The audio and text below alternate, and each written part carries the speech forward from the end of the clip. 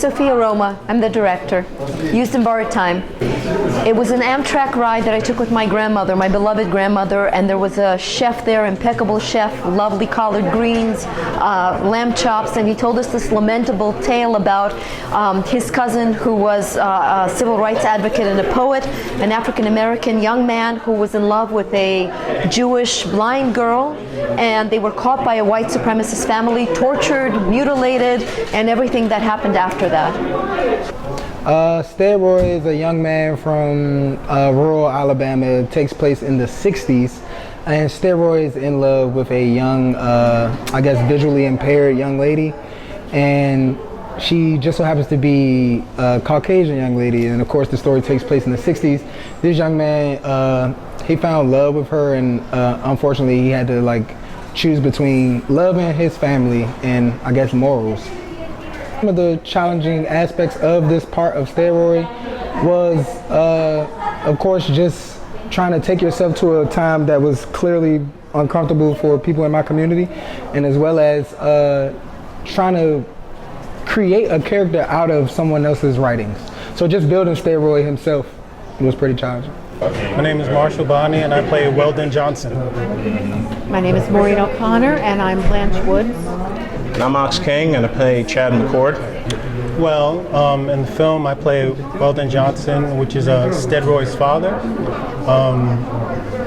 Basically I try to guide my son away from what I perceive to be oncoming trouble. And to my dismay, he gets involved with a young lady, and things proceed downhill.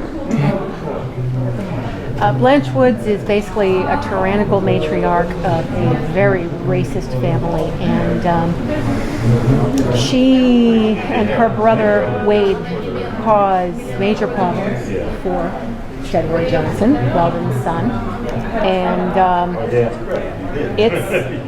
it's a brutal part.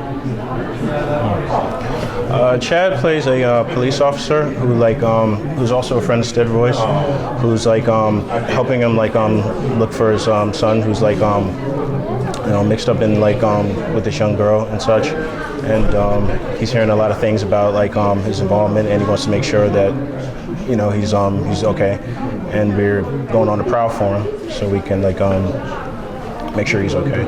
Hi, my name is Queen Elise, a singer, songwriter, and featured in this wonderful film. And I'm Larry Ross. I'm the bass player for Queen Elise. We're both in the film, and it was fabulous. Yeah, that's awesome. Fabulous time. We've been working together for a little over a year now. Sophia and I met during a show that I performed in the city. She saw the band, she heard the music, and she fell in love with it, and she thought that it would be a great fit for her film. So my album was already completed. The album's called Breakthrough, and it was already completed before the film, and it just so happened that a lot of the songs perfectly matched the content of the film. So it was just serendipity, I guess. So one song is Cloud 9, which is a very sensual R&B song about love and how it takes us to a higher plane. And another one is I Found You, which is about finding yourself through your spiritual journey. Wonderful songs too. Right now I'm actually working on my second project, so I'm in the studio and I'm writing and recording for that. I've released 3 singles over the quarantine. Shoot Your Shot, which was the last one, Revolution, which is very much about what's going on in the world right now, and Dreamin'. So I'm very much looking forward to performing those new songs as well as getting people to know all the songs from my first album as well. I'm TAUKACHOU. I'm cinematographer for Used and Borrowed Time by Sophia Roma. Originally from Belarus, I lived in New York for 15 years. Difficult part, we had a really small crew on the film, so not only video part, like picture part was on me, also audio, I was recording audio as well, and we were setting up lights as well. So we had to do everything by ourselves.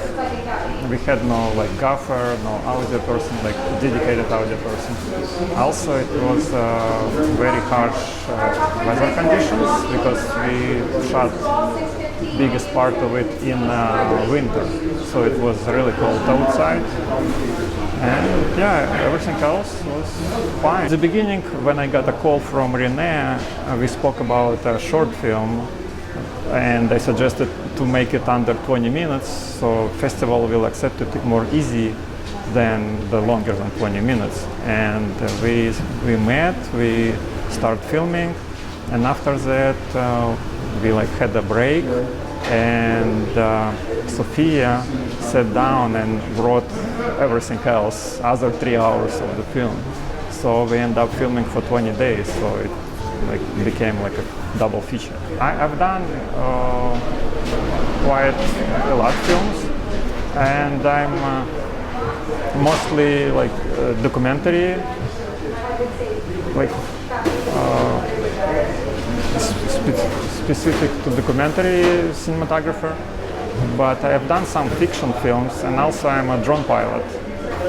So I do a lot of drone cinematography for other productions.